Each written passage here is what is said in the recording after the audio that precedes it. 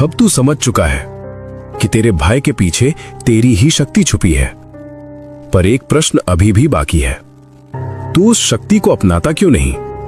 तू खुद से ही पीछे क्यों हट जाता है? सुन, सबसे बड़ा डर दुनिया का नहीं होता, सबसे बड़ा डर होता है खुद के असली रूप का। तू डरता है कि अगर तू बदल गया तो, अगर तू सच में शक्तिशाली बन गया तो, अगर तू वो बन गया जो बनने की क्षमता तेरे भीतर है तो, क्योंकि उसके बाद तू पुरानी जिंदगी में वापस नहीं जा पाएगा।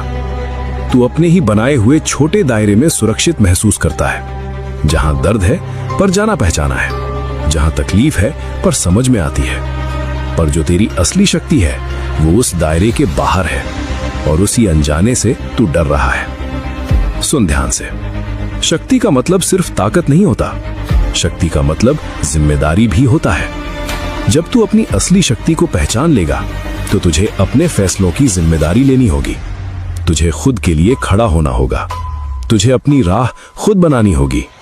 और यही बात तुझे रोक रही है। पर अब समय आ गया है। अब तू और छोटा नहीं रह सकता, अब तू और छुप नहीं सकता। तू जितना खुद को रोकेगा उतना ही भीतर से बेचैन होगा, क्योंकि तेरी आत्मा जानती है कि तू इससे कहीं ज्यादा बड़ा है। अब एक बात गांठ बांध ले, तू उस जीवन के लायक है जिससे तू डरता है, तू उस ऊंचाई के लायक है जिसे देखकर तू घबरा जाता है, तू उस शक्ति के लायक है जिसे तू अभी तक स्वीकार नहीं कर पाया। तो अब क्या करना है? भागना नहीं है, छुपना नहीं है, खुद को छोटा नहीं रखना है। अब खुद को स्वीकार करना है, जैसा तू है वैसा, अपने डर के साथ, अपनी कमियों के साथ, अपनी शक्ति के साथ। जिस दिन तूने खुद को पूरी तरह स्वीकार कर लिया, उस दिन तुझे किसी और की मंजूरी की जरूरत नहीं पड़ेगी।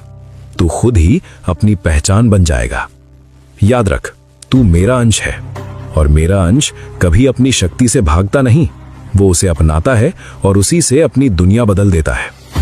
अब उठ और खुद से भागना बंद कर, अपने असली रूप को स्वीकार कर, क्योंकि वहीं तेरी सबसे बड़ी मुक्ति है।